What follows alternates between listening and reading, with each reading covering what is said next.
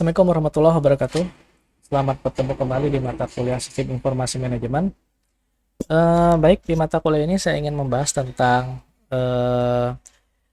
aplikasi eksternal, yaitu sistem informasi strategik atau strategi dalam sistem informasi. Dalam hal ini saya ingin mengkaji sedikit saja tentang keamanan di dalam informasi. Kenapa seperti itu? Karena keamanan dalam sistem informasi ini berkaitan dengan faktor-faktor eksternal, misalkan serangan, misalkan pencurian data dari luar, kemudian serangan virus, malware, kemudian hacker dari luar. Makanya kita perlu adanya keamanan dalam informasi. Baik. Jadi sebenarnya industri ini memerlukan keamanan untuk informasi mereka. Kenapa? Karena jatuh atau hidupnya organisasi bisnis itu tergantung dari informasi yang akurat, terutama informasi yang akurat tentang persaing mereka. Contoh misalkan ya, kalau misalkan ada dua perusahaan otomotif, saya sebutkan misalkan satu Toyota, yang satu lagi misalkan Suzuki. Dua perusahaan ini saling bersaing, gitu ya, atau Daihatsu misalkan.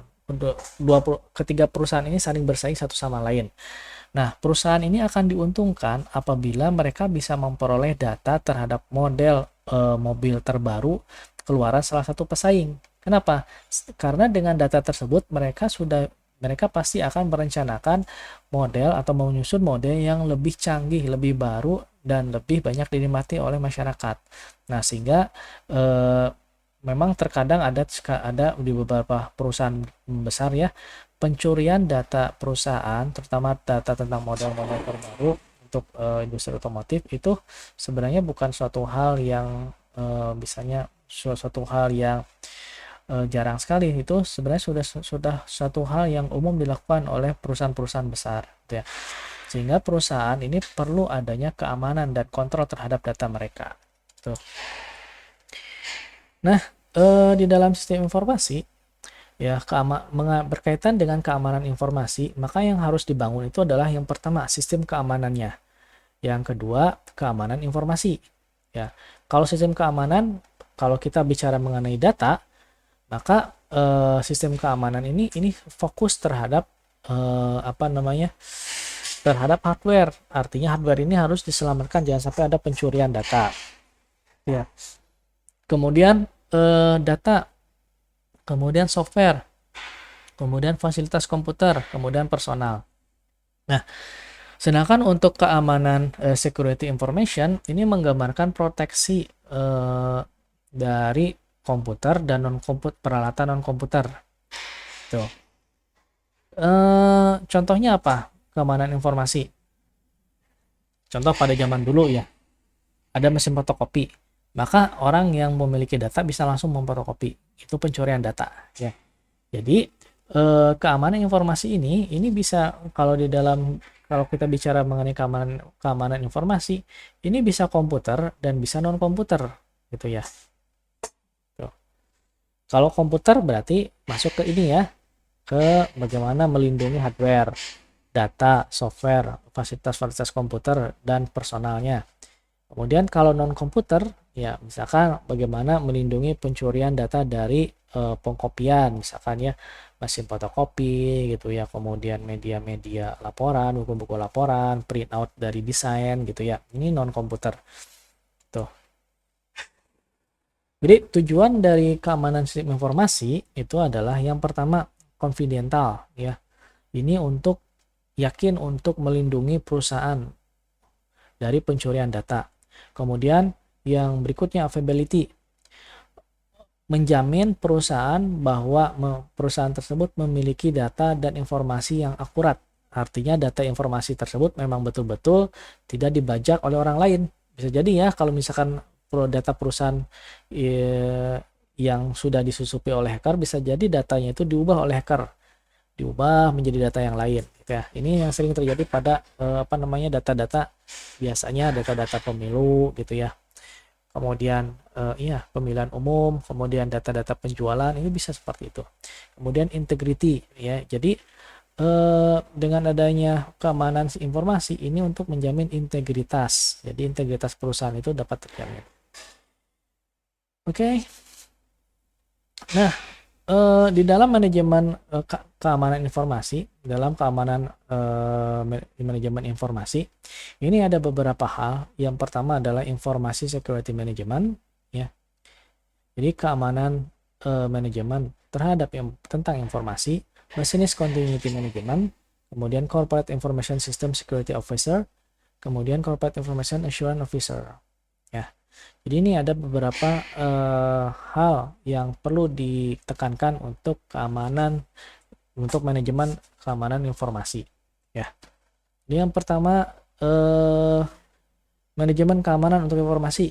Apakah di dalam perusahaan itu sudah memiliki manajemen untuk keamanan informasi?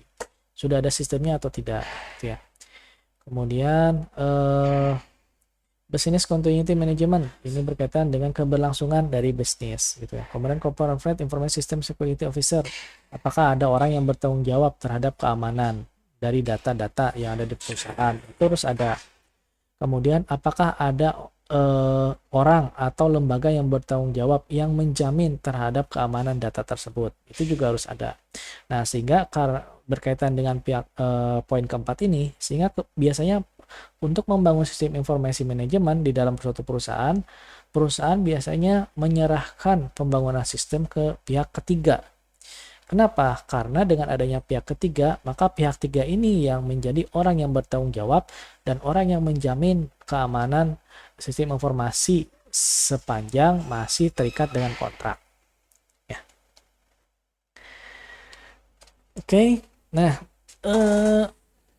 jadi kalau di dalam manajemen keamanan informasi, itu kita harus melakukan manajemen risiko. Dengan manajemen risiko ini kita bisa membuat pola. Apakah ini benar bisa polanya itu dilakukan atau tidak, gitu ya. Kemudian kita bisa membuat benchmarking untuk information security. Lalu ada benchmark complaint. Nah, ini contoh information security management strategi untuk keamanan manajemen, untuk manajemen keamanan informasi. Strateginya adalah seperti ini, ya. Yang pertama, kalau ini ya ada dua, ya. Kalau menggunakan manajemen risiko, kemudian yang kedua benchmarking. Kalau menggunakan manajemen risiko, jadi yang pertama itu kita harus identifikasi dulu ancamannya apa. Karena manajemen risiko berkaitan dengan ancaman. Kemudian dari ancaman tersebut kita definisikan kira-kira dengan ancaman ini resiko yang terjadi, kemungkinan terjadi apa. Kemudian dari sini kita sudah tahu resikonya, kita ambil tindakan, membuat suatu kebijakan supaya kita terhindar dari resiko tersebut. Kemudian yang berikutnya, kita terapkan dan kita kontrol kebijakan sudah dibuat. Jadi sebenarnya kalau di dalam sistem informasi, dalam membangun keamanan, sistem keamanan, manajemen keamanan untuk informasi, itu berkaitan dengan kebijakan, ya. Jadi selama tidak ada kebijakan, maka perusahaan tersebut tidak bisa apa-apa, ya, karena tidak ada kebijakan. Jadi orang yang bekerja di sana juga, loh, saya kan tidak ada surat tugas, saya tidak ada aturan perusahaan yang mengharuskan ada divisi ini, yang haruskan ada pekerjaan untuk keamanan dari data. Makanya kalau berkaitan dengan data ini harus didukung dengan kebijakan, apapun itu. Kemudian kalau benchmark, kita cari perusahaan yang akan kita lakukan studi banding benchmark. Lalu kita ambil poin-poin penting yang sudah dilakukan oleh perusahaan tersebut. Nah, setelah itu, setelah poin-poin penting, nah kita kan sudah mengidentifikasi dari perusahaan yang menjadi benchmarking tersebut, mengidentifikasi ancaman dari perusahaan itu apa, risikonya apa, lalu kebijakan seperti apa. Nah, dari benchmarking ini, lalu kita buat kebijakan sendiri yang sesuai dengan kondisi perusahaan yang ada di kita. Lalu kita mengimplementasikan, mengontrol, gitu ya. Jadi intinya dari sistem informasi manajemen, sebagai apapun sistem informasi manajemen yang dibangun, kalau tidak ada kebijakan, ya, yang menaungi pekerjaan dari sistem informasi manajemen, pasti semuanya akan sia-sia, gitu ya. Oke, ancaman itu bisa berupa dari internal dan bisa berupa eksternal. Dari analisis SWOT kan seperti itu ya. Nah, ini salah satu contohnya, misalkan ancaman internal. Ancaman internal itu termasuk dari ancaman dari employee, pegawai. Bisa jadi, artinya bisa jadi pegawai ini membangkang atau berkhianat menjual data perusahaan. Kan ada yang seperti itu ya, orang yang bekerja di perusahaan, terus ada tawaran di perusahaan dengan gaji yang tinggi, diberi jabatan yang tinggi dengan gaji yang lebih tinggi, tapi dengan syarat data-data perusahaan yang sebelumnya harus diserahkan ke dia karena dia akan pesaingnya. Ada yang seperti itu ya. Kemudian bisa juga ancaman dari pekerja harian lepas atau pegawai tidak tetap. Bisa jadi pegawai tidak tetap itu membocorkan data yang mereka temukan di lapangan, di perusahaan, atau dari konsultan atau kontraktor gitu ya. Nah, kalau eksternal, ancaman eksternal apa? Ini berkaitan dengan kejahatan dunia maya. Contohnya hacker, pencurian data dari luar, virus, spam, malware, dan sebagainya. Ya. Oke, ini adalah ada beberapa ancaman dari sistem keamanan ya, yang unauthorized itunya, yang tidak, istilahnya itu tidak memiliki akses secara resmi yang bisa mengancam.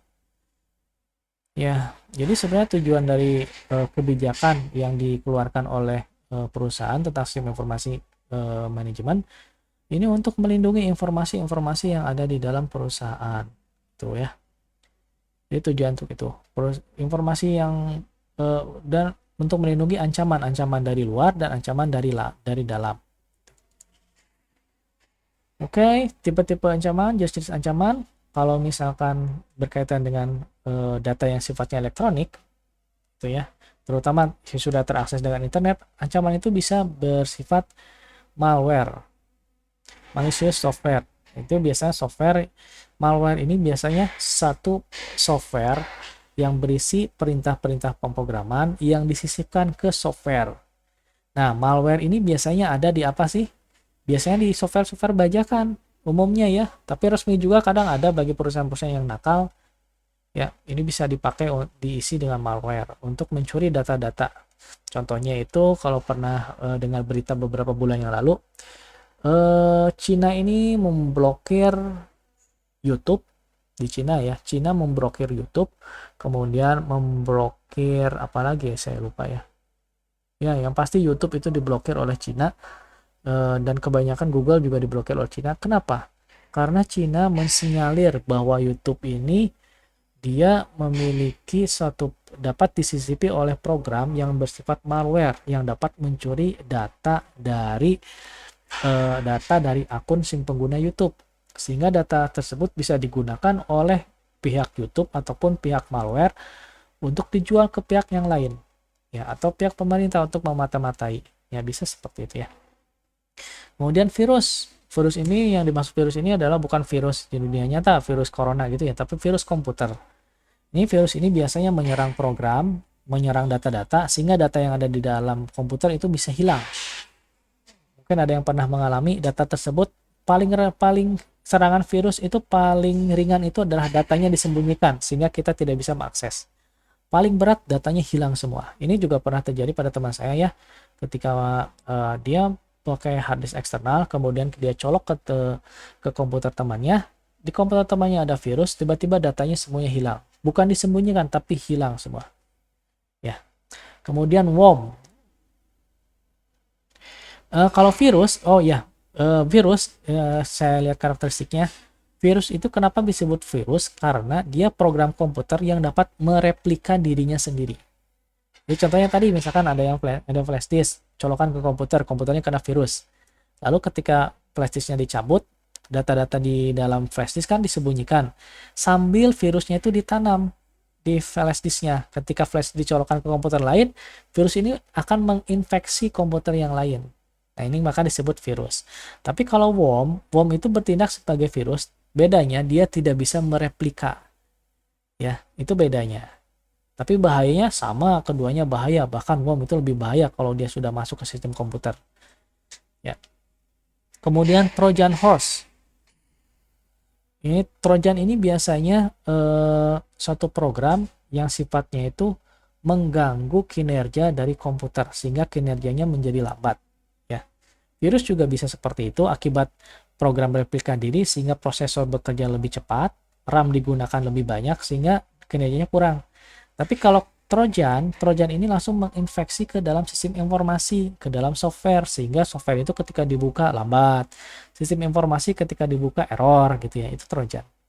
Adware, ya, adware ini biasanya itu advertisingware, jadi perintah program yang isinya iklan. Ini kadang mengganggu, meskipun kadang tidak berbahaya, tapi kadang mengganggu. Mengganggunya itu ya ketika kita klik iklan, lalu dia muncul iklan yang lain, gitu, itu mengganggu. Kemudian spyware, ini biasanya program yang disisipkan ke dalam perintah software komputer yang tujuannya untuk memata-matai. Nah, spyware ini kadang ya ada bisa memata-matai orang langsung dari remote dari jarak jauh, langsung memata-matai komputer, misalkan mengakses kamera depan dari laptop sehingga dia bisa melihat apa yang dilakukan oleh si pengguna gitu ya. Itu spyware. Ya, bisa seperti itu bisa. Oke, resiko. Ya, resiko ini berkaitan dengan ancaman ya. Jadi ada unauthorized, ada kebanyakan resiko itu pasti unauthorized. Unauthorized disclosure terkaitan dengan ancaman, unauthorized use. Jadi penggunaan yang tidak memiliki izin ya. Unauthorized destruction, itu perusahaan tidak ada izin, itu risiko. Baik, jadi pentingnya untuk membuat kebijakan kita lakukan dulu manajemen risiko berasal dari ancamannya ya. Oke, nah ini contoh kategori untuk risiko ya. Risiko tinggi, rendah, medium, ini rendah. Ini medium, ini rendah. Ini contohnya. Oke. Ini bisa dilihat ya.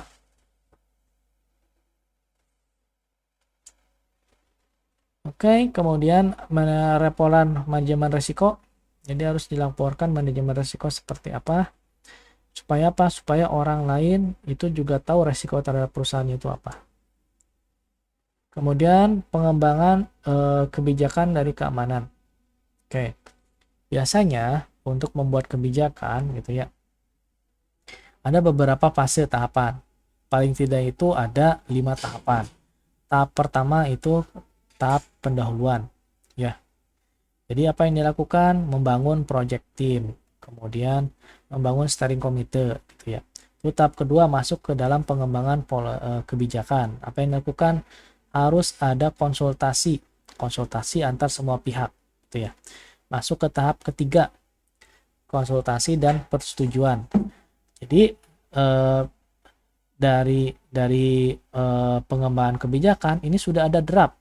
Draft ini kemudian dikonsultasikan dengan pihak manajemen atau pihak yang akan berkaitan dengan kebijakan yang dikeluarkan. Itu dikonsultasikan, kebijakan seperti ini bagaimana, apakah ada kekurangan atau tidak gitu ya.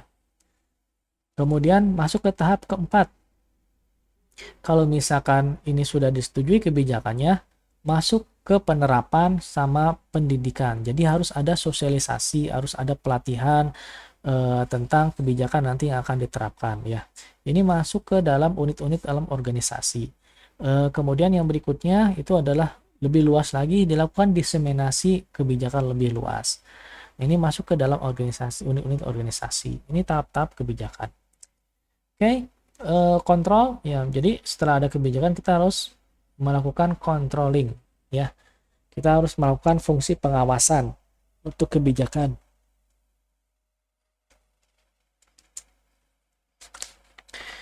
Nah,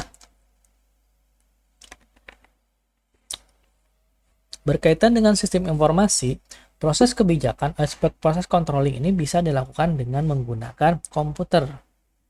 Ya, jadi dari komputer kita bisa langsung ada user, ada akses kontrol, gitu ya, ada otorisasi, gitu ya, autentik, ada identifikasi. Ini semua bisa dilakukan oleh komputer. Nah, ini pola-pola seperti ini dituangkan dalam kebijakan sistem informasi. Ini harus ada pola-pola seperti ini. Kalau berkaitan dengan perusahaan, ini harus ada kebijakan perusahaan untuk pengolahan sistem informasi. Nah, firewall ini fungsinya apa sih? Firewall itu ada firewall itu kan dinding, fire itu api, dinding api gitu ya, bahasa kasarnya. Jadi firewall itu ini adalah merupakan salah satu paket program komputer yang berguna untuk membentengi komputer atau data agar tidak disisipi oleh ancaman dari luar seperti virus, worm, ya, spyware, dan seterusnya. Oke, di mana sih firewall ini ditempatkan? Jadi kita lihat ya. Ini internet. Internet diakses oleh jaringan di perusahaan menggunakan router. Nah, di router ini maka harus disisipkan program firewall. Fungsinya untuk apa? Untuk menfilter hal-hal yang tidak diinginkan. Misalkan website-website kalau di dunia pendidikan ya yang harus di apa namanya itu harus diblok itu adalah website-website non edukasional seperti website-website dewasa, website-website maksiat seperti judi dan sebagainya itu harus diblok. Maka harus ada di routernya, harus ada firewallnya, gitu ya. Harus ada di sana. Kemudian yang berikutnya, firewall dari router ini kan masuk ke jaringan komputer. Nah, sebelum masuk ke dalam jaringan komputer yang ada di dalam perusahaan, ini harus ada firewall juga, harus ada tingkat sirkuit firewall. Jadi, ini harus ada program untuk membentengi jaringan komputer dari hal-hal yang tidak diinginkan, gitu ya. Oke, kemudian sebelum masuk ke komputer, di komputer, ini juga komputer harus diinstal software firewall. Misalkan ya antivirus yang ada firewallnya, misalkan Avast antivirus dia ada firewall. Kemudian Panda, kemudian McAfee, kemudian apalagi ya Microsoft juga ada ya firewallnya. Dia harus sana, ya harus belum komputer. Oke. Cryptographic and physical control ini juga harus dilakukan. Nah, ini yang terakhir, perusahaan sudah membuat kebijakan sistem informasi. Tapi perusahaan ini apabila suatu saat taruhlah misalkan lagi apes gitu ya, data-datanya ternyata diserang oleh hacker ya, data-data hilang kan, maka perusahaan ini harusnya lapor ke pihak berwajib. Tapi akan sangat ironis apabila pihak berwajib ini atau dalam hal ini adalah pemerintah tidak memiliki undang-undang yang mengcover keamanan sistem informasi data. Ya, sangat ironis. Ini terjadi di Indonesia ketika sekitar tahun 2006 ke bawah. Ya, tahun 2000 sampai 2006 itu tidak ada undang-undang transaksi elektronik. Jadi pada saat itu yang pernah merasakan internet saat itu tahun 2000 sampai dengan 2006 ya, itu bebas sekali pada saat itu. Hacker di mana-mana gitu ya. Di tempat saya kuliah juga di Jogja ada suatu warung internet khusus untuk hacker. Jadi lantai pertama untuk pelanggan biasa, lantai atas untuk hacker. Kemudian kita bisa belajar bagaimana cara menghacking secara bebas gitu ya. Lalu kita bisa membobol kartu kredit secara bebas pada saat itu ya, yang pernah dirasakan. Nah, itulah ironisnya, makanya negara itu dengan adanya perkembangan teknologi terbaru harusnya menaungi semua perkembangan teknologi dengan kebijakan gitu ya. Nah, ini harus ada kebijakan pemerintah ya. Pemerintahnya itu seperti apa? Kebijakan pemerintah di Indonesia, kebijakan pemerintah ini dinaungi awalnya tahun 2008. Nah, ini. Jadi tahun 2000 sampai 2008 ya atau 2007 itu memang tidak ada undang-undang yang menjamin atau yang melindungi transaksi elektronik. Makanya tahun 2008 muncul Undang-Undang Nomor 11 tahun 2008 tentang informasi dan transaksi elektronik. Nah, sehingga saat itu semua pintu-pintu hacker ditutup. Ya. Jadi pencurian data dapat diminimalisir. Kemudian undang-undang ini direvisi tahun 2016, muncul Undang-Undang Nomor 19 tahun 2016 tentang perubahan atas Undang-Undang Republik Indonesia Nomor 11 tahun 2008. Ya, ini seperti itu. Jadi akan sangat ironis atau istilahnya itu sangat mubazir sekali kalau perusahaan sudah membuat kebijakan di internal perusahaan, tapi pemerintah tidak memiliki kebijakan untuk melindungi akses data yang dimiliki oleh perusahaan dan oleh pelanggan atau masyarakat. Ya, seperti itu. Nah, standar industri biasanya kita menggunakan benchmark dalam standar industri ya, Center for Internet Security. Ini ada standar industrinya, kemudian dilakukan scoring. Nah, kemudian untuk orang-orang yang bergerak di bidang teknologi informasi atau manajemen sistem informasi biasanya ada sertifikat. Contohnya misalkan orang yang ahli tentang Microsoft, yang familiar menggunakan Microsoft. Kemudian ini bisa mendaftarkan untuk seperti sertifikat keahlian Microsoft, atau yang ahli di bidang Linux ya. Kemudian di bidang jaringan. Ini ada satu sertifikasinya secara internasional di bidang Linux dan jaringan sama hacking jaringan. Jadi semua orang yang bergerak di bidang informasi, alangkah baiknya itu ada sertifikat profesionalnya ya. Baik, saya rasa sampai di sini untuk pertemuan hari ini. Terima kasih atas kesabarannya. Wassalamualaikum warahmatullahi wabarakatuh.